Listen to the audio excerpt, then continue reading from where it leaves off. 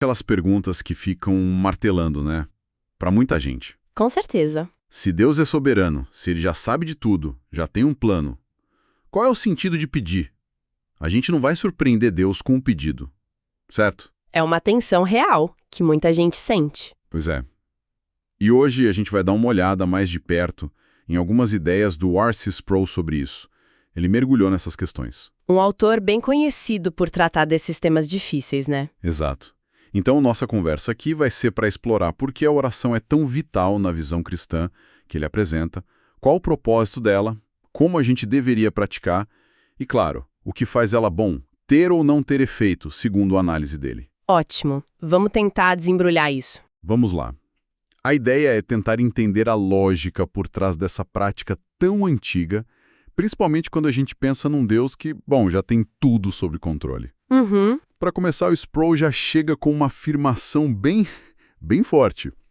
Ele diz que orar é como respirar para a vida cristã. Sim, é uma comparação poderosa. E ele vai além e diz que não dá para ser cristão sem orar. Ele até cita Romanos 8, aquele clamor, Abba, Pai. Mas a pergunta continua. Por quê, se Deus é soberano? Olha, a primeira resposta que o Sproul traz é bem direta, sabe? Oramos antes de qualquer coisa porque Deus mandou. Ah, então é uma questão de obediência primeiro? Exatamente. É um dever, uma ordem divina. Mas, ao mesmo tempo, ele ressalta que é um privilégio enorme. A questão inicial não deveria ser, será que funciona do jeito que eu quero? Mas sim, estou obedecendo? Entendi. E ele aprofunda isso citando Calvino, que é bem interessante. A ideia não é que Deus precise das nossas orações para saber das coisas. Ele já sabe tudo. Certo. A oração foi estabelecida pensando em nós. Ela tem várias funções para a gente. Primeiro, para a gente poder reconhecer que tudo de bom vem dele. Isso dá a glória a quem merece, né? Faz sentido. Segundo, serve para aquecer o nosso coração, para aumentar nosso desejo por ele mesmo. Terceiro, ajuda a alinhar os nossos desejos com os dele, porque a gente expõe nossos pedidos diante dele. E quarto, nos prepara para receber as coisas com mais gratidão. Então, veja bem, é para a glória de Deus sim, mas é também para o nosso próprio bem, para o nosso crescimento. Isso é legal porque tira um pouco o foco só do pedir, né? E o Sproul também fala da oração como uma conversa mesmo, não é? Não só um exercício mental nosso. Exatamente, é uma via de comunhão real. Mesmo eles já sabendo, existe esse privilégio de articular nossos pensamentos, nossos sentimentos para ele. E é super importante lembrar que orar não é só pedir.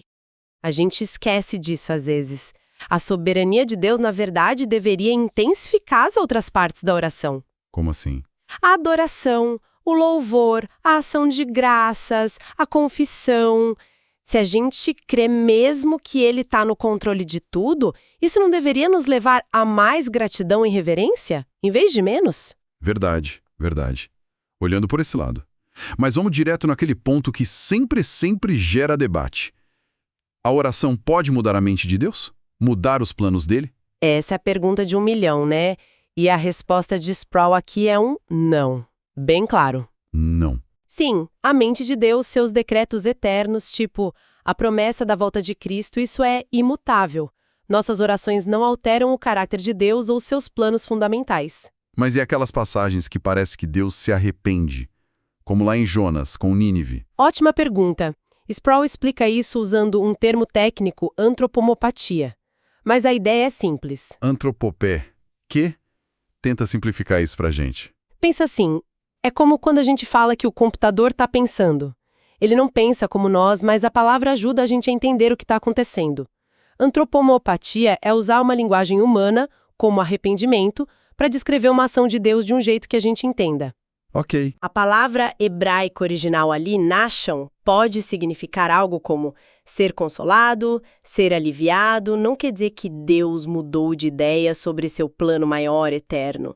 Quer dizer que ele mudou a ação dele em resposta a uma mudança real nas pessoas. Ele suspendeu um julgamento que tinha anunciado porque o povo de Nínive se arrependeu de verdade. A mudança foi na ação de Deus em resposta à atitude humana, não no ser ou no propósito final de Deus. Ah, entendi a diferença. A mente dele não muda. Mas E as coisas? a oração pode mudar as circunstâncias, o que acontece ao nosso redor. E aqui a resposta de Sproul é um sim, claro que sim. Igualmente direto. Ah, então muda as coisas. Como? A explicação é que Deus, na sua soberania, escolheu usar o que chamamos de meios secundários para realizar a vontade dele. Meios secundários. Isso. Pensa num general que dá a ordem final, mas são os soldados que vão lá e executam. A oração do povo de Deus é um desses meios que ele mesmo designou. Ele cita Tiago, né? Vocês não têm porque não pedem. E também a oração feita por um justo pode ir muito em seus efeitos. Certo. O exemplo de Elias é clássico nisso, né? Orando para não chover. Exatamente. E não choveu. Para ilustrar isso, Calvino, que Sproul cita, usa o exemplo de Jó. Deus permitiu aquele teste todo por razões justas dele. Mas como aconteceu na prática? Satanás usou pessoas, os sabeus, os caldeus, que agiram por motivos totalmente errados, egoístas. Certo. Glória de Deus naquele momento. A oração, num cenário assim, talvez não mudasse o propósito final de Deus para Jó, mas quem sabe os instrumentos usados ou a intensidade do sofrimento, entende? O ponto central é: Deus age no mundo e a oração é um canal legítimo estabelecido por ele para essa ação acontecer. E tem um paradoxo interessante é esse. A soberania de Deus não anula a oração. Pelo contrário, é a razão pela qual a gente ora, porque a gente acredita que ele tem o poder para agir. Exato. E tem o outro lado que você mencionou, a oração também muda a gente, né? Jonathan Edwards falava disso, que a oração reconhece nossa dependência total de Deus, o que glorifica a ele, e ao mesmo tempo prepara o nosso coração para receber o que nos beneficia. É uma via de mão dupla mesmo. Perfeito. É isso. Ok. Então, se orar é tão importante, e Deus realmente usa nossas orações, como Ele quer que a gente faça isso? Isso leva a gente para a prática da oração. Sproul destaca uma coisa interessante. Os discípulos pediram para Jesus, ensina-nos a orar. E não ensina a fazer milagres, né? Exato. Eles viram ali uma conexão profunda entre o poder de Jesus e a vida de oração dele. E aí, claro, entra a oração do Pai Nosso. Sproul diz que não é só para a gente repetir de cor, mas é um modelo, um guia de prioridades. Isso mesmo. A ideia não é dissecar cada palavra aqui, mas olhar para o padrão geral. Percebe como começa? Totalmente focado em Deus? Verdade. Pai Nosso que estás nos céus.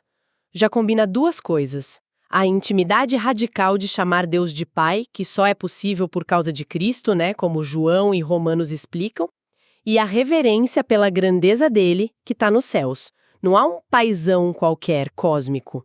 E o nosso, lembra que a fé não é só individual, é comunitária. Importante lembrar disso. Aí vem as 3 grandes petições centradas nele. Santificado seja o teu nome, a honra de Deus acima de tudo.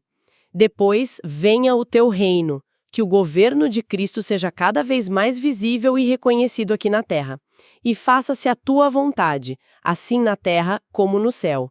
Ou seja, que a gente obedeça aos mandamentos dele aqui, do jeito que ele é obedecido lá no céu. Essas 3 estão conectadas. O nome, o reino e a vontade de Deus se manifestam quando a gente obedece. Só depois de focar totalmente em Deus é que o modelo se volta para as nossas necessidades. A ordem aí já ensina muito, né? Demais. Aí sim vem as petições por nós. O pão nosso de cada dia nos dá hoje. Reconhecer a dependência diária para o básico, para o sustento. Não necessariamente para luxos. Depois, aquela que você mencionou que Sproul chama de perigosa. Perdoa-nos as nossas dívidas, assim como nós perdoamos aos nossos devedores. Essa é forte mesmo. Por que perigosa? Porque ela amarra o nosso pedido de perdão a Deus à nossa própria disposição de perdoar quem nos ofende. Lembra da parábola daquele servo que devia milhões e foi perdoado, mas não perdoou o colega que devia uns trocados? Lembro, sim. A nossa dívida com Deus é impagável. As ofensas que sofremos, por maiores que pareçam, são pequenas em comparação. Perdoar os outros não nos faz merecer o perdão de Deus, de jeito nenhum, mas é uma marca, um sinal de quem já foi perdoado por Ele. E precisamos confessar sempre, pedir esse perdão e também aceitar com humildade o perdão que Ele oferece. É um desafio constante. E por fim, não nos deixes cair em tentação, mas livra-nos do mal. As fontes indicam que mal aqui no original grego, pôneros, muito provavelmente se refere ao maligno, a Satanás mesmo. Ah, não ao mal genérico. Provavelmente não. É mais um pedido específico de proteção contra os ataques espirituais, reconhecendo que a gente precisa da ajuda divina para resistir. Jesus mesmo orou especificamente para o Pedro, para ele ser guardado. Entendi o modelo do Pai Nosso, as prioridades. E para ajudar no dia a dia, na prática mesmo, Sproul menciona aquele acróstico ACAO, né? Adoração, confissão, ação de graças, oração ou súplica. Como isso funciona? É uma ferramenta útil para dar uma estrutura, não é uma fórmula mágica, claro. Adoração primeiro, focar em quem Deus é, seus atributos. Se faltar palavra, os salmos são um ótimo guia para isso.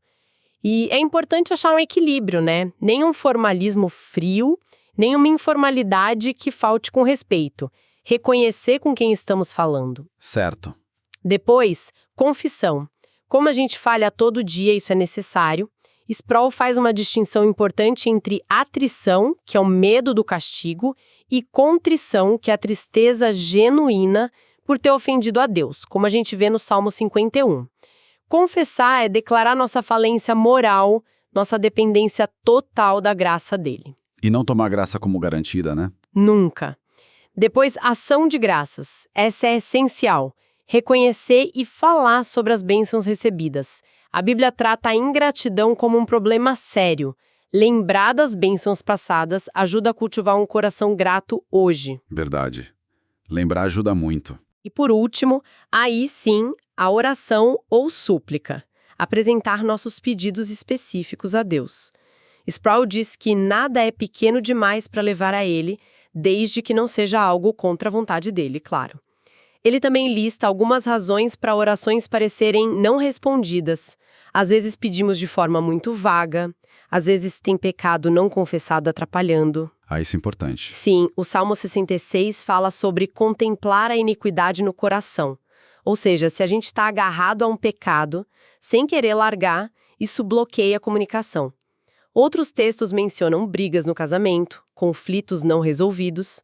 Basicamente, é tolice pedir ajuda a Deus para fazer algo enquanto estamos deliberadamente o desobedecendo em outra área.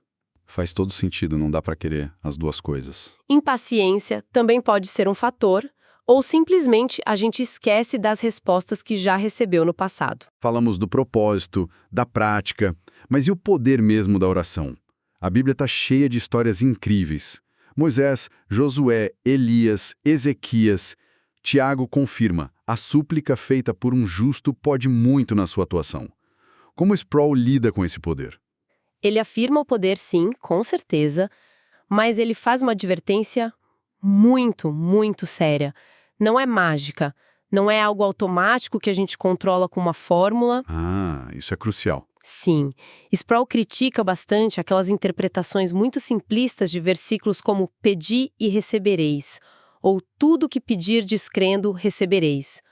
O perigo é a gente tentar reivindicar coisas específicas, resultados X ou Y, que Deus nunca prometeu dar incondicionalmente para todo mundo o tempo todo. Tipo a teologia da prosperidade, essas coisas? Exato. Ele até conta um exemplo bem triste de um homem com paralisia cerebral. Pessoas bem intencionadas ficaram reivindicando a cura dele e, como não aconteceu, culparam a falta de fé do próprio homem. Imagina o estrago que isso faz na fé de alguém. Nossa, é devastador mesmo. Que alerta importante. Então, se não é automático, não é mágica, o que torna a oração eficaz segundo as fontes que Sproul analisa? O Novo Testamento vai espalhando várias condições, sabe? E Sproul as reúne.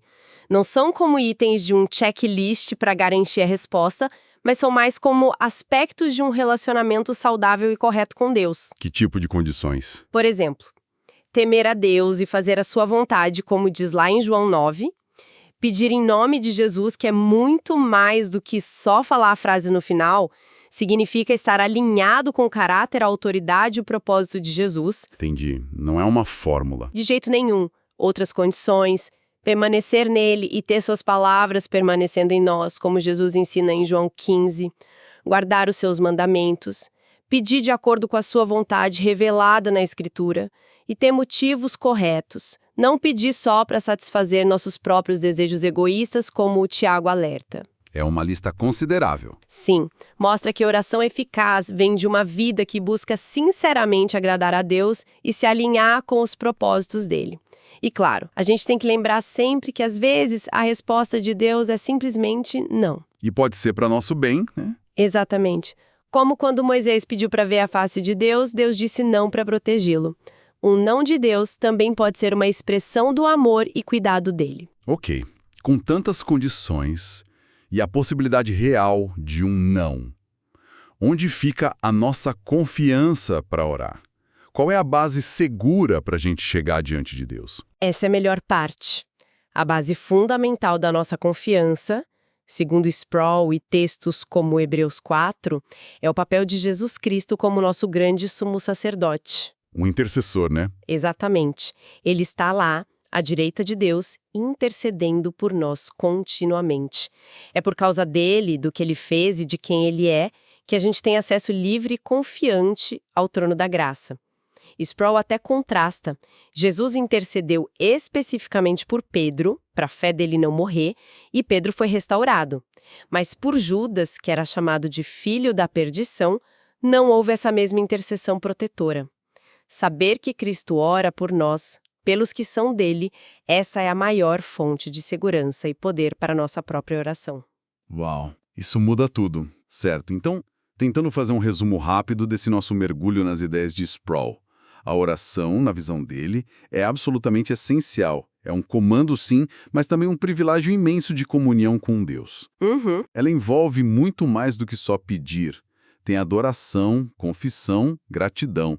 Ela não muda a mente imutável de Deus ou seus planos eternos, mas ele mesmo a usa como meio para mudar as coisas aqui no mundo. Então, o que a gente leva disso tudo para a vida prática? Acho que a mensagem central é que a oração é, sim, poderosa, mas não funciona na base da mágica ou da nossa vontade. A eficácia dela está muito ligada à nossa relação com Deus, à reverência, à obediência, o alinhamento com a vontade dele revelada, tudo feito por meio de Cristo e com motivos puros. E não é algo que a gente domina de uma hora para outra, né? Como qualquer disciplina espiritual, a gente aprende e cresce na prática constante. Com certeza. E fica aqui talvez uma última provocação para a gente pensar, algo que meio que amarra as ideias de Calvino, Edwards e Sproul que você trouxe. Se um dos grandes propósitos da oração é justamente nos alinhar com a vontade de Deus, nos fazer reconhecer nossa dependência dele e nos transformar, será que a mudança mais profunda, mais garantida que a oração sempre opera, não acontece primeiro dentro da gente? Interessante. Mudando nossos desejos, nossa perspectiva, nossa confiança nele. Talvez essa seja a transformação mais impactante que acontece toda vez que a gente conversa com Deus, antes mesmo de qualquer mudança lá fora. Fica aí algo para a gente refletir sobre a dinâmica dessa conversa.